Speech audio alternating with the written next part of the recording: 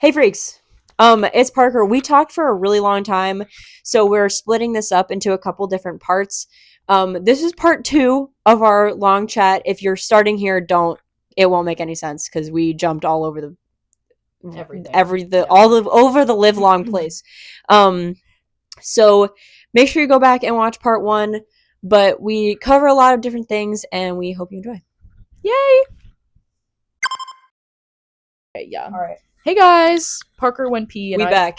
I put Cupid Deluxe back up. So This is we're not in a public space anymore. We're in Christy's apartment because this is way cuter than the public space. We don't need no goddamn whiteboard. we don't need no goddamn whiteboard. We need Rainbow Kitten Surprise. We need champagne. Sorry, Blood Orange Coastal Grooves. Blood Orange Cupid Deluxe. Blood Orange Vinyls. This is a crazy post. Sorry. Can I leave Blood that Orange in? Vinyls. Please, can I leave Yes. that in? Yeah. Wait. Prop. We have a prop. We have a prop. We're talking about birth control for a second. So Oh, but this isn't an oral contraceptive. it's not, but it's Okay, it's so- a contraceptive method, and and it's not a lollipop. It's not a lollipop. At school It's a condom. last spring semester, they had like something for finals week, and it was like final self-care booth. And I went with my friend, and I was like, oh my god, look, they have lollipops. And she was like, girl, that's not a lollipop. And I was like, yeah, it is. It's actually a condom and lollipop, but it's been on my Slightly fridge. disappointing. Slightly disappointing. But, Would you prefer know. a lollipop, but I'll Yeah. take a condom too, I guess. Yeah. So not only is there anti-SSRI sentiment on the internet, there's also a lot of anti-birth control sentiment on the internet, which is shocking and surprising to me, considering it's awesome.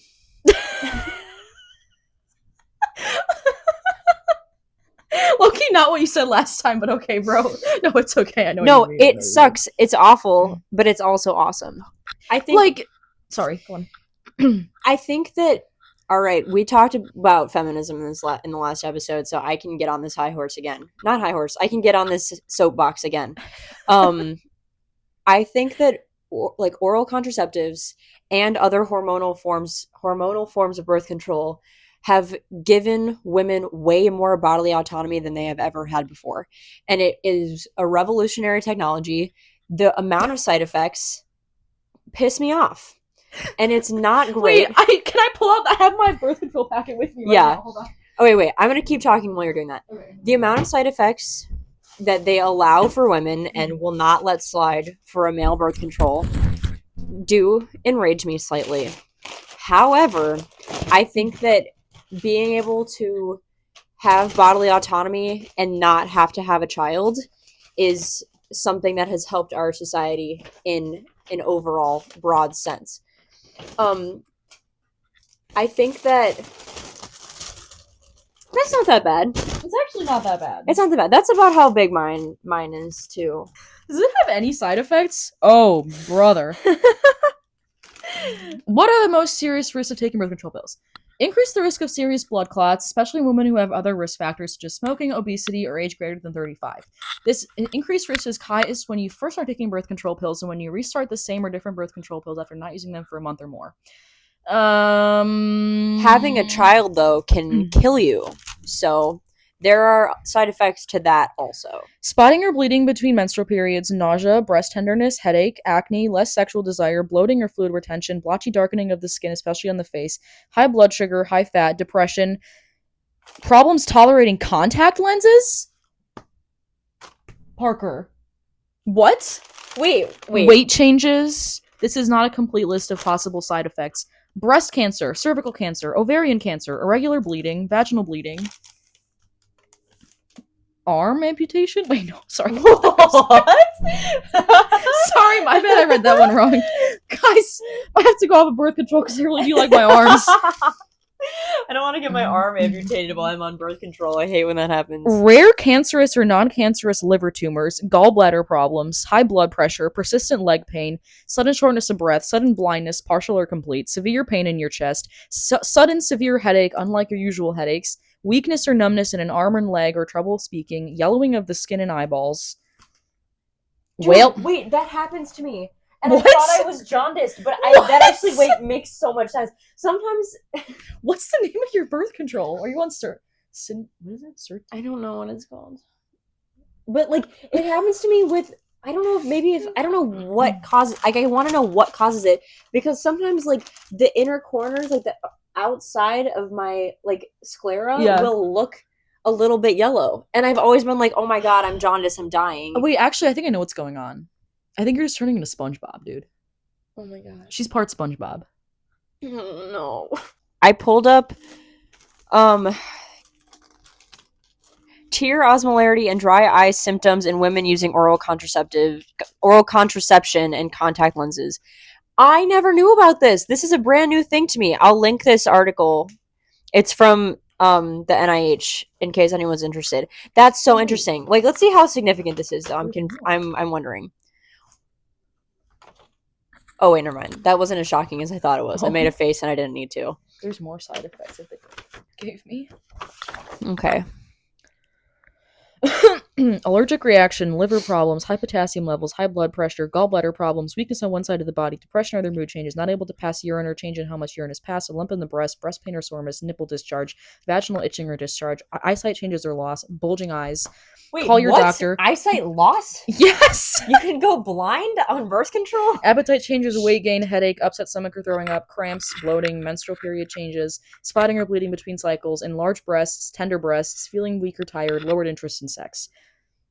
Well, that last thing is definitely the worst, I'm sure. Because for SSRIs, the side effects, so serotonin is a neurotransmitter that is involved in sensation, perception, mood, sleep, etc. So when you get on SSRIs, you might notice changes in perception, in sensation. I.e., when I started on sertraline, I saw colors for the first time in my life. I texted her, I was like, Parker, do you know that the walls have textures? She was like, wow, okay. And that's why they have sexual side effects, because we're like, if you orgasm, the amount of serotonin you need when you have an orgasm needs to be lower, like for an orgasm to reach the complete cycle. And so if you have more serotonin because it's being inhibited in the presynaptic neuron, that means that it might be harder to orgasm, or it might take longer to orgasm. So all the side effects can be traced back to like specifically, like what in the sick fresh is happening in your brain. I think we have to move on from the birth control metabolic impacts of birth control. Basically, though, birth control is not inherently morally wrong. Birth control is a chemical. Is that something we were talking about? I feel like maybe do not be ashamed for being on birth control. Yeah. For whatever reason you take it, to prevent pregnancy, to control acne, to control PMDD, to control your PMS symptoms if you have really heavy periods or irregular periods, or you get cramps that make you have to go to the hospital, or if you have blood clots, or whatever. It's okay to be on birth control, and it's not morally wrong. Also, what I keep hearing, if you've seen this, is that when people are like, I stopped taking my birth control and my hormones changed and I stopped loving my boyfriend and I didn't want him to kiss me anymore. I have seen that, and that does scare me. And like, girl, maybe your boyfriend's just ugly. Have we considered that? Like, I don't know. Well, okay, here's the thing.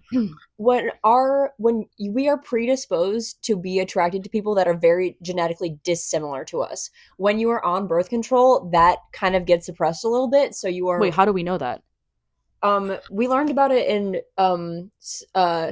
Biology 211. Really? Yep. And I never went to that class, so that's probably why.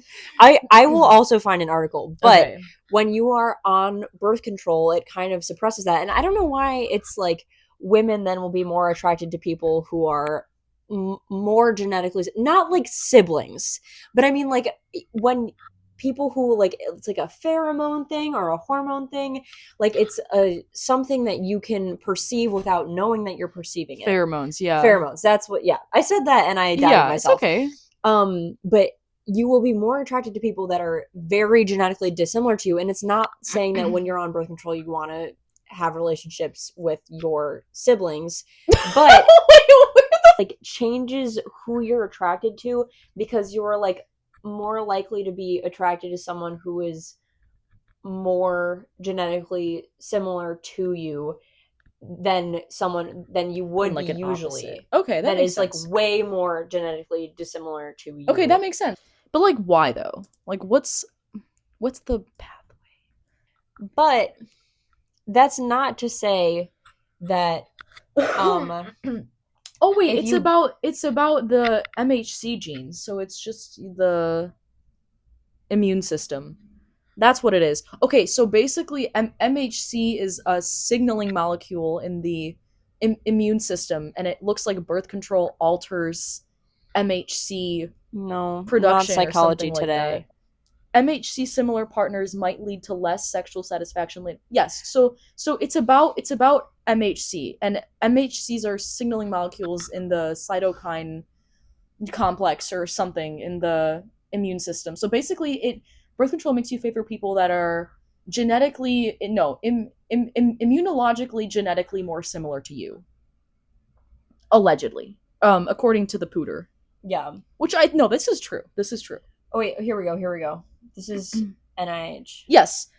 MHC correlated odor preferences in humans in the use of oral contraceptives. That's what it is. In animals and humans show that genes in the major histocompatibility, yes, major histocompatibility complex influence individual odors, and that females often prefer odor of MHC dissimilar males. Okay, but when you're on birth control, you prefer MHC similar males if you're attracted to men and you're a woman. If you're a lesbian, kumbaya, Probably yeah, fine. baby, you're gonna be great, but yeah. So I think that's like, how did they get on that?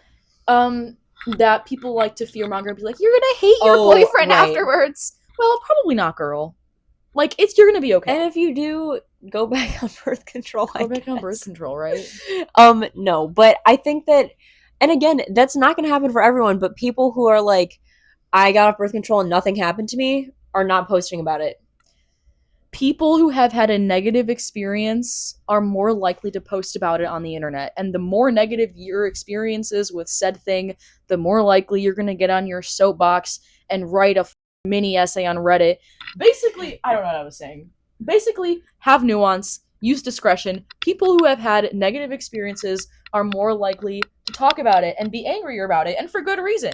If everybody else loves sushi and you ate sushi once and it gave you food poisoning so bad that you blasted off into space because your diarrhea was that bad, you're going to go on Reddit and you're going to be like, never eat sushi again, this was so awful and I almost died. And for good reason. Nobody wants to have food poisoning. And it might be awful. Coming from a good place of like wanting to save other people from the storm literally that you experienced. But it doesn't like it. The nuance. That's what this episode is titled. Physiology Phreaks, the nuance. The nuance of being a freak. Can we talk about RFK Jr.? Can we? I don't know. Are we allowed to do that? No, we are. I think we just have to be tasteful about it. And okay. I will rein in my mischievousness. So the government put out new nutrition guidelines, or My Plate guidelines, and I've been seeing a lot of discourse about it on the internet, mainly because there's been a lot of sentiment that put out by the government saying that there's a war on protein, or that like animal-based protein products should be at the top of our diet, and that kind of contradicts, not kind of, it does contradict the past couple of decades of health advice that we've been given from the government, saying to avoid things like red meat, animal protein products, because they have like high saturated fat, high cholesterol, etc., etc., etc., high sodium, etc., etc., etc. And they can also cause colon cancer because red meat is a class 1 carcinogen, etc., etc. So I've been seeing a lot of discourse about that as well. And Parker and I both are on the spectrum of vegetarianism / veganism / pescatarianism. I'm a vegetarian, she's pescatarian. I'm thinking of going completely vegan. And I think I okay, really quick. I'm reading this article that you put in our like Google Doc about this episode from NPR, where they're just talking about the new food pyramid, and I'm looking at it, and I encourage you guys, anyone watching, to also go take a look at what they're including. So there's a professor from the Stanford School of Medicine that's quoted as saying, "I'm very disappointed in the new pyramid that features red meat and saturated fat sources at the very top, as if that's something to prioritize. It does go against decades and decades of evidence and research." So like, while we are talking about our own opinions, and this is an opinion as well, it does kind of go against what our past research has been. Not kind of. It just does go It does go against it, and not in a light way, and not in a way that's supported by new research. Yeah. And or old research for that fact. Or old research, yes, by no research. And that's what's interesting. And it's not to say that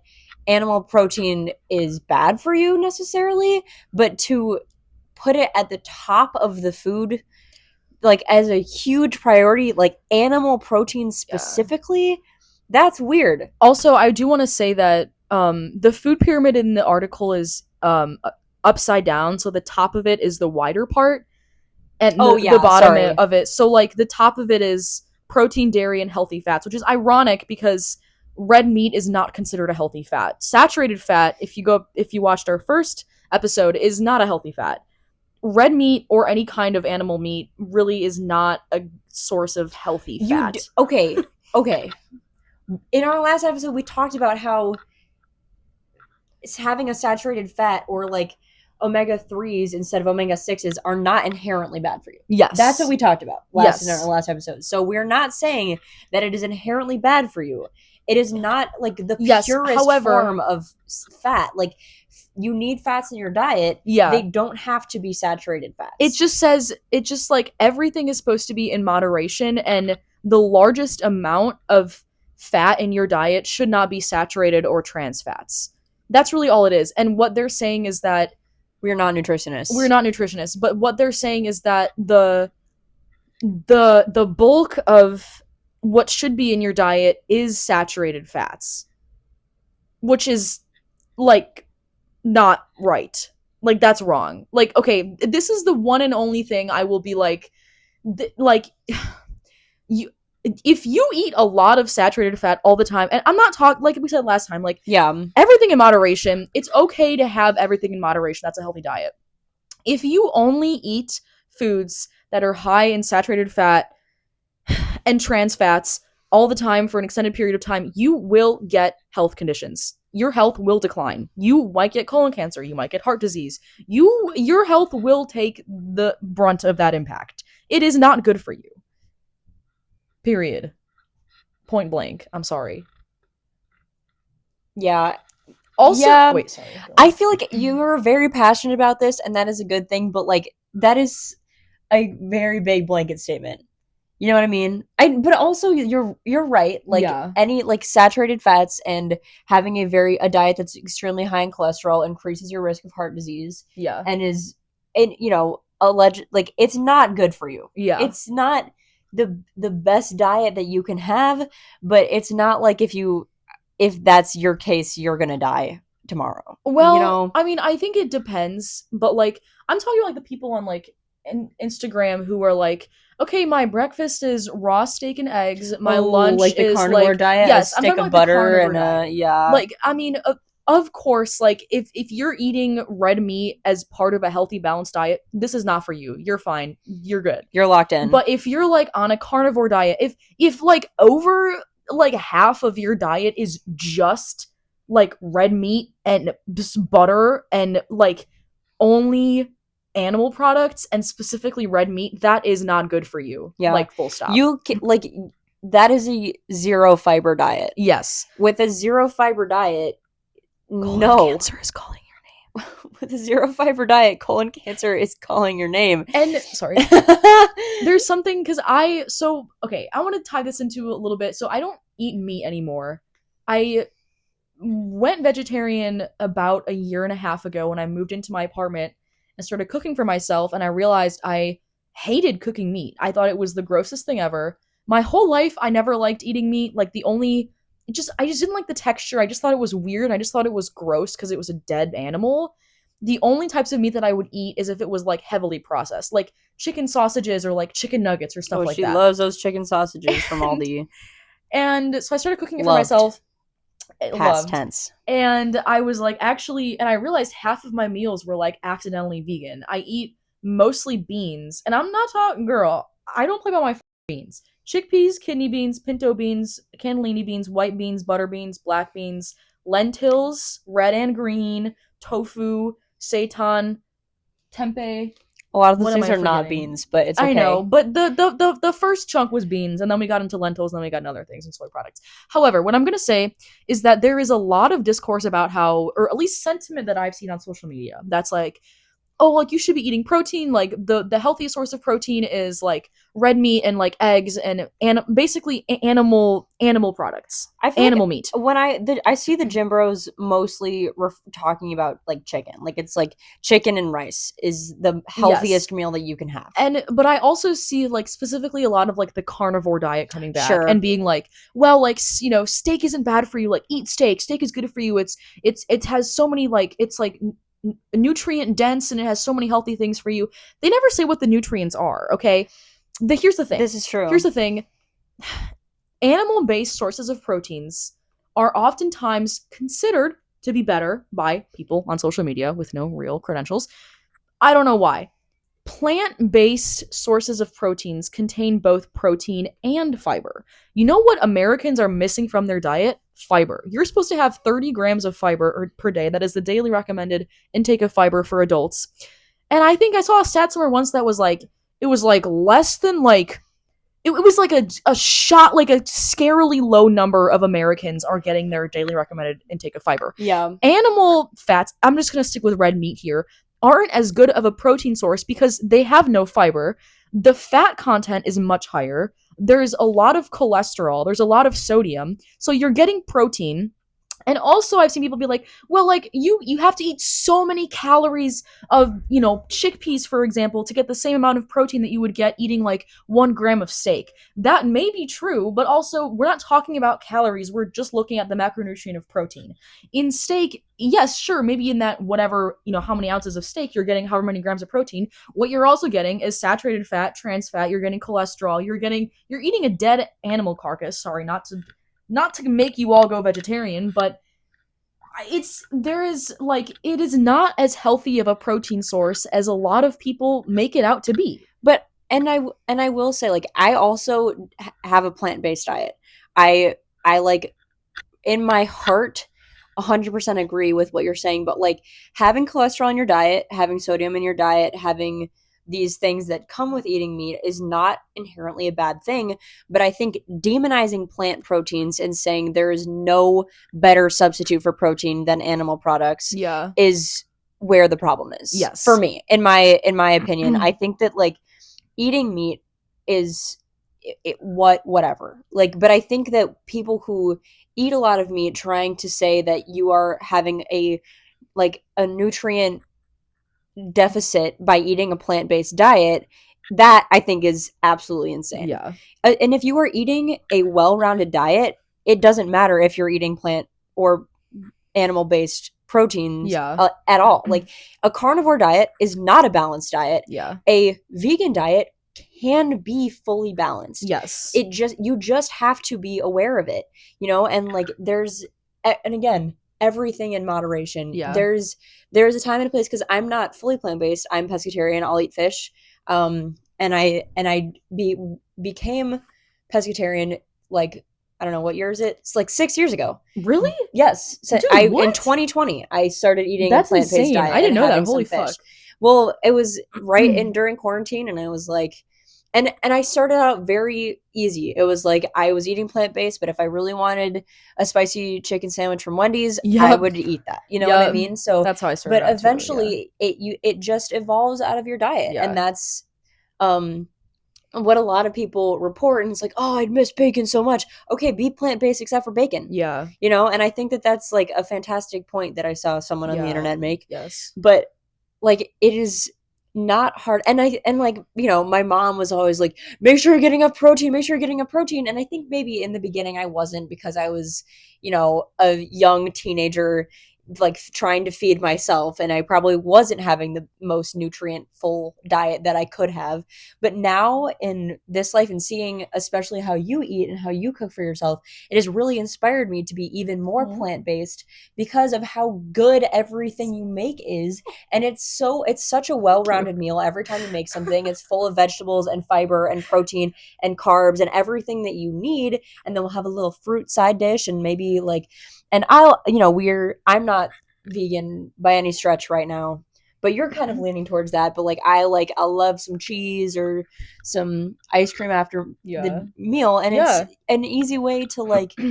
I think that we're not lacking in our diet by not eating plant or not eating animal protein. Yes. You know what I mean? Yeah. And like, I don't know, when I go to the doctor and they're like, what are you eating? And I'm like, I'm not eating animal protein. They're not like, you have to get on that right now. What are you doing? You're going to die. Like I don't have problems with cholesterol. Yeah. I don't have problems with like blood pressure or anything. Like yeah. We're also like 21 years old. Exactly. So there is also that. Yeah. So. And it's also something that I actually like very recently I was just reading up about is there's a difference between being vegan and being plant-based. Yeah. Because I started like the thing that kind of got me thinking about this stuff was one of my friends in high school who he was from California. I'm from the Midwest. He moved to my hometown, went to high school, and we became friends. He's vegan and he was raised vegan. His whole family is vegan, and he's a very ethically based vegan because being vegan is an ethical stance. It is based on the mistreatment of animals and factory farms. Yes. And that is the difference from being plant-based because like when I first stopped eating meat, I initially was not really thinking about the cruelty of animals or factory farms or anything like that. I just thought it was gross. That's kind of what happened to me too. I was just like, I don't like the way it makes my body feel. Yeah. That's why I chose to stop. Exactly. Like I just didn't like the way I felt after eating meat. And it was exactly. Yeah. It was like a combination of the fact that I didn't like the way it made my body feel. I just felt weird eating dead animal. I was like, this is just dead carcass that I'm cooking and seasoning. This is like actually gross. I hate the way it smells. And the longer I go without eating it, the more I don't like how it smells when it's being cooked. Like I just can't do it. And then over time it started to evolve more into like the ethical stance of it. But I think in the beginning I was more plant-based. And also like you were saying, like I started off in the beginning, I was very lenient. It wasn't like I just threw out all the meat in my freezer or my fridge. Like I think at the beginning it was that my lunch and my dinner were vegetarian or vegan. And then my breakfast, I had eggs, chicken sausages from Aldi, and a piece of toast. Because those chicken sausages from Aldi, I swear to God, they put addictive substances in them. Aldi, I don't know what the hell you're doing, but whatever is in your chicken sausages, I'm scared, okay? Because I was, like, addicted. And also, there's a difference between eating lean meat and processed meat. Because processed meat and red meat are both class 1 carcinogens. What? Yes, like, you can look it up. I want to do, which is insane. And like, you know, at first I still ate the chicken sausages for a while, or like some days I would go like fully not eat meat for a whole day, or like, but like I let myself go easy into it. I think I would still get like a spicy deluxe from Chick-fil-A, or or like a chicken sandwich from Culver's from time to time. Like I wasn't super harsh on it, you know, and I think that's an important thing of like, she's right, chat.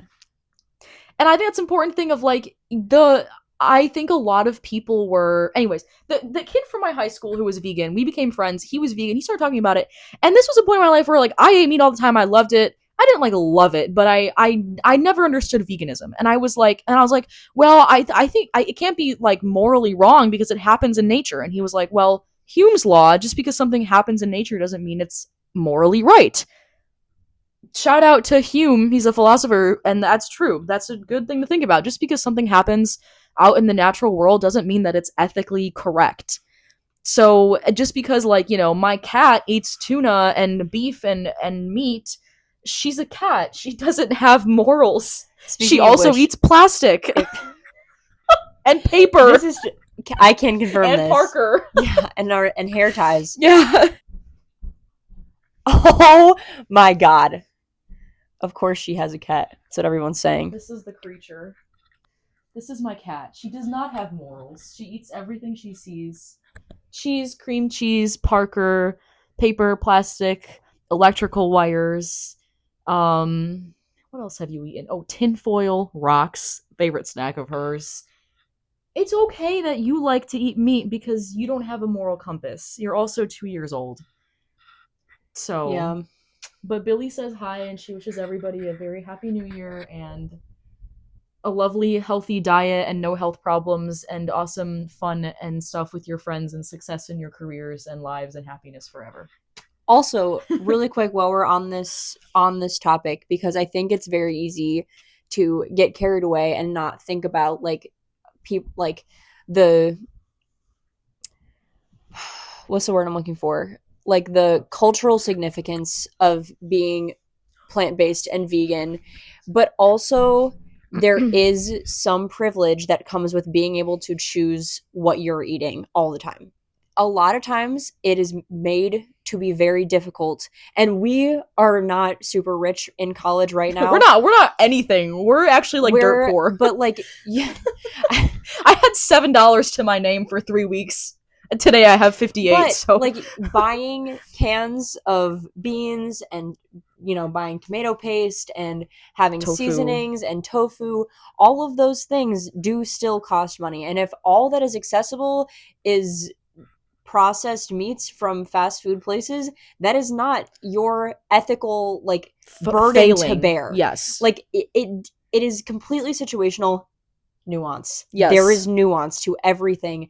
And we do, even if we're not, spending $200 a week on groceries because we're trying to eat plant-based, there is still privilege that comes with that. And to be able to say, I eat a plant-based diet and I get to choose every day what I'm eating. Yes. And have the, the means and access to do that is a, is a privileged thing. And also I want to add to that kind of a different flavor of nuance to that. One of the reasons I actually stopped eating meat was because it was cheaper. I feel like there's sort of a common sentiment of people who like think about vegans or something as if like, oh, it's so much more expensive. My grocery bill I think was cut in half when I stopped eating meat because meat is expensive to buy. I primarily buy chickpeas, black beans, kidney beans, and cannellini beans, and butter beans, rice, tofu, rice, and bell peppers, tomatoes, zucchini, broccoli, onions, garlic. A lot of onions, sweet potatoes, garlic, both black and white, and like soy milk. And that is so much cheaper. Guys, a can of beans, when I was at Aldi the other day, was like 60-something cents. 67 cents. That's so much cheaper. So that was one of the reasons why I was like, oh my god, this is like an added benefit that I'm spending so much less money and my body feels better and I feel better morally and I feel happier and it's working for me and so yeah. I think yes. I'm leaning over here because I love Christy and also because the sun is in my eyes. But I think that there is definitely like so much nuance. That's our buzzword. Maybe just a little. Okay. Nuance is the buzzword of today. Protein is the internet buzzword, but our buzzword is nuance. Fiber. Nuanced, I think, for this episode. Also, I think, wait, really quick, this might be an insert that we put in where we were talking about fiber, but people also love to harp on like, you can't even digest fiber, what do you need it for? That's the reason you need it, you idiot. Nope, I'm rephrasing that. The reason fiber is important is because you can't digest it and it helps things get through you so that you are not constipated. Yeah. Constipation is bad, in case you were wondering. Fiber is good. Blanket statements, you're welcome. Diarrhea is also bad. Diarrhea is also bad. And you know what gets me? People are like, well, like, I can't eat beans because it makes me fart and I have diarrhea. Well, maybe you should start eating more of them. And, like, you need to start, like, microdosing chickpeas. Do people say that beans give them diarrhea? Yes, bro. Everybody on the internet is like, well, like, I mean, like, good for you for being a vegetarian, but like, I could never because like beans make me have diarrhea. Well, because your microbiome of your gut is because all you eat is a hamburger from McDonald's that it probably isn't even beef and it's probably ground squirrel and chipmunk. And shout out Upton Sinclair in the Jungle, the book that I have right there on my bookshelf. Probably got some human flesh in there too. Anyways, like if you cannot have a healthy bowel movement after eating beans, you might have a disrupted gut microbiome. There might be a problem. I also think that people who are like, I can't go to Taco Bell, it gives me the shit. It's like, you are the weakest among us. You're lock in. Yeah, bro, you're gonna get what's the name? Cervical selection? Wait, natural selection. Wait. You're gonna get naturally selected out of the fucking population if Taco Bell makes you have Cervical diarrhea. selection is crazy. But vegetarianism and veganism, if you do it right. Oh, but there also is that lady who, this is a completely unsighted source. Just trust me. Source, just trust me, bro. There was that lady who had just an entirely fruit-based diet and she died of nutrient lack. And it's like, you are stupid. Yeah. If you're just eating fruit. Sorry to that lady who died. I feel that's, maybe I shouldn't say that. But I think that like skill issue. Like we say, everything in moderation. You can't eat only red meat. You can't eat only fruits. Yeah. You're gonna die both ways.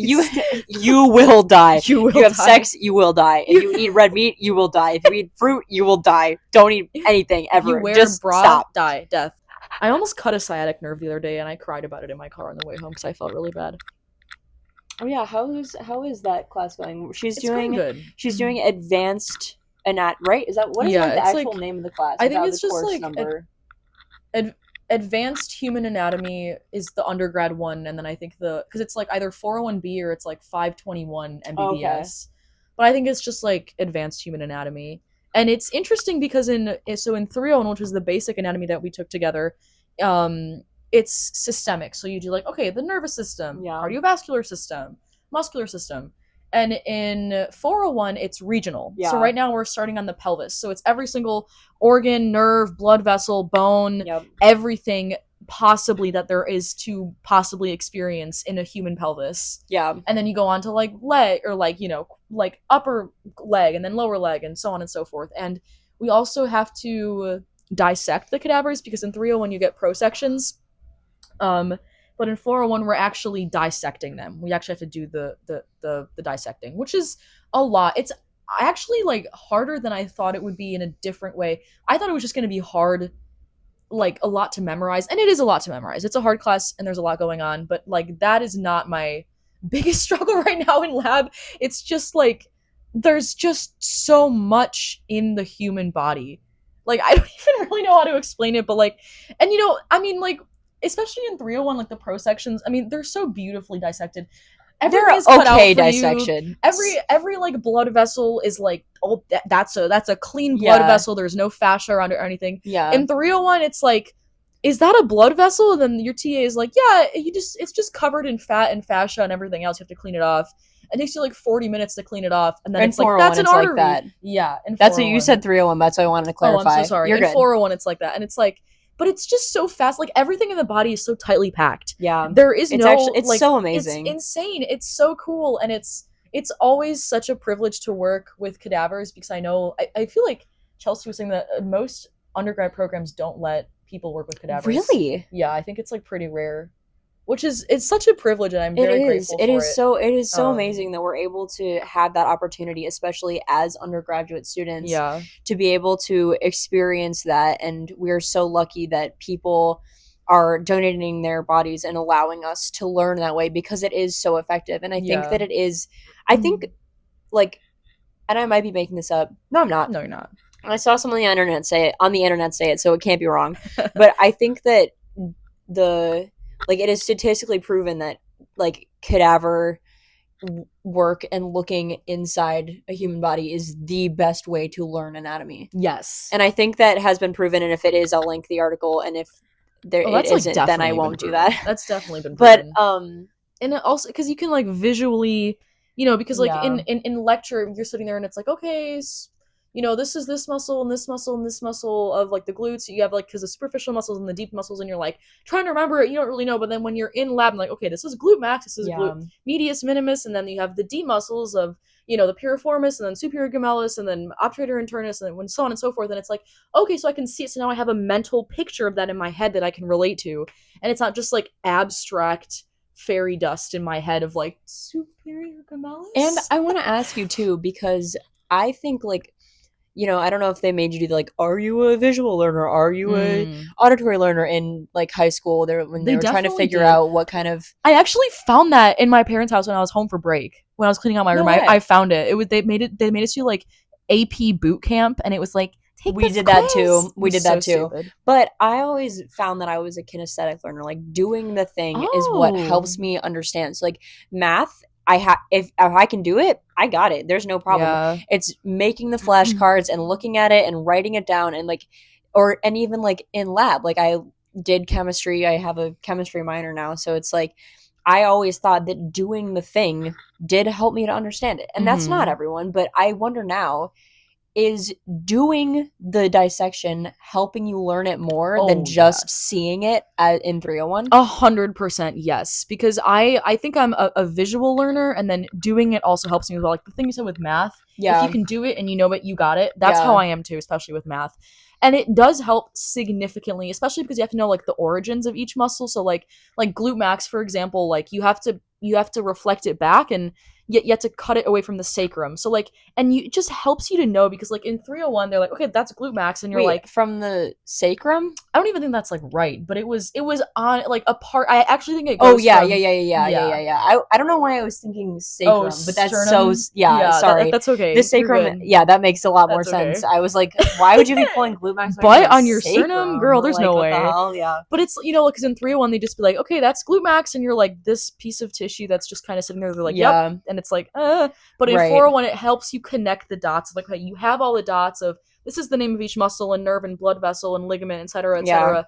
But now you also know how they connect. Yeah. You know how they feel. You know how they vary person to person. Like in lab, we have I'm working on the only male cadaver. It's like me and Cora and Shane are on the only male cadaver, and the rest of, there's either 2 or 3 more, and they're all female. So like I'm learning it on the male cadaver. I don't know. And also like I don't want to talk too much in detail, but like I don't know if this is just the one that we're working on now, but his legs go up really far into his pelvis. Really? Like really, really is far. That unusual? Do you one of the TAs said that she hadn't seen that before. She thought it was like really weird. And like it really just varies, and there's also so much fat like embedded into muscle. Like it's not like okay, like you peel the fat off, okay, there's lean muscle, and you peel that off and there's fat. Like it's all enmeshed together, and I think it probably does vary person to person, but that was something I also did not expect. And just also, I just always get amazed by like our bodies are such a like well-oiled machine. Yeah. Like it's so amazing to see. Complex. It is so insanely complex, and there are so many things that work just perfectly to make you live, and you live for so many years. And it's like, man, like there's so many processes that happen in your body that you have no idea about, and it's just like, oh my god, like this is so rare and so unique, and like how amazing and special it is to be alive, you know? It's crazy. Sorry, not to get on my soapbox. And like we mentioned that a little bit in like the last our first episode, but it's like it all works that way because it has to. But there are things that like are not entirely necessary, like the appendix after development. But nothing is a waste. You know, and I think that that's so amazing, and the way that it all works together and the way that it all fits together is so amazing. And it's, the way that, and we're in developmental biology right now, so I think we're gonna I hope that we talk more about like why we are the way we are, like, and it's because of survival, it's because of fitness, it's because of adaptation. I know I like said that and it like sounded so wrong.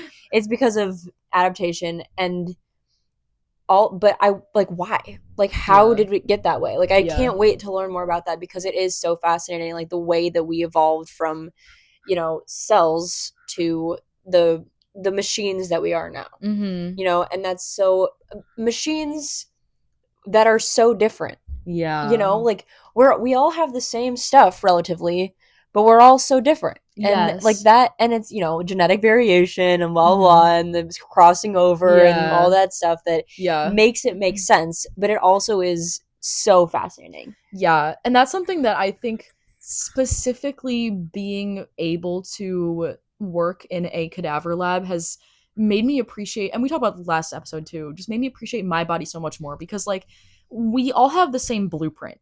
Everybody has the same muscles, we have the same nerves, we have the same everything. It may just look a little different in everybody. And that's what I just think is so beautiful, because I think sometimes we can just put ourselves down or be self-conscious about like a certain part of our body or whatever. And it's like, dude, no, like that's part of the blueprint. Yeah. You are perfectly created just the way that you were, and like there's nothing wrong with you. I think it's so beautiful if you have some like, like the vein that we were talking about in the last episode. And I just, I don't know where I'm going with this. I just think it's like, it's so cool that we all have the same blueprint, and like you should never feel ashamed about your body, because everybody else has a body too. It's okay to have a body. It's actually so rare that you were born exactly the way that you are today. So you should be so proud of that, and so excited. Unlike anyone else, genetically speaking, hopefully you should be genetically unlike anyone else. That's the goal for having genetic variation. Yeah. Well, identical twins. There's sorry to identical twins. You could get your hair cut different. Well, that's not genetics though. That's just. But you could be different. That's what I'm saying. It's not genetically different. You guys, maybe sorry, if sucks you're to suck, I guess. Twins, like one of you is emo and one of you is like cottagecore. That's the only option. Get on that. It, nothing else. But yeah, I think like you were saying, it sucks that we have, developed a society where people being unhappy with their bodies is such a huge point in like our lives, like makeup and everything. And like, I love makeup, don't get me wrong. I love a good makeup look. Give me the eyeliner, hand it over. But it's and like slimming and put a balloon in your stomach so that you don't eat too much and you lose weight fast, Ozempic, blah blah blah. Like, your tummy is there to protect your organs and to hold your stomach and your other organs. That's what it's there for. Yeah. It's okay to have a stomach. It's okay to have like ghrelin. Like that's a hormone that everybody has. Like it's okay to have like desire to eat food. Yep. That's normal. Yep. That's okay. You're okay. That's not shameful. Yeah. It's okay. It's like of course it varies, but like for the most part, I feel like But your body is there to move you to the places that you want to go, and to keep you breathing and keep you thinking and keep you alive. So do that. Move and think and breathe, and everything's gonna be okay. Thank you so much for watching the second part of our very long chat about some really awesome things. We hope you enjoyed, and we will be coming out with the third part very soon, so keep an eye out for that. And thank you for watching. Yay! Bye, freaks. Oral contraceptives of any kind. Ooh, I'm getting Instagram notifications. I love Instagram. Sorry. It's okay. I love you so much. Okay, I love you too. Well, you can do that, but this is so much easier. Well, I don't believe in ease. I think everything should be difficult to the maximum, and you should be exerting yourself past comfortability and always miserable and always hating your life all the time. So take that, Parker, actually. Okay. I'm playing a conservative woman on Reddit who tapered off of her Lexapro and her birth control and now is a lesbian. Wait. Renborg Farquhar.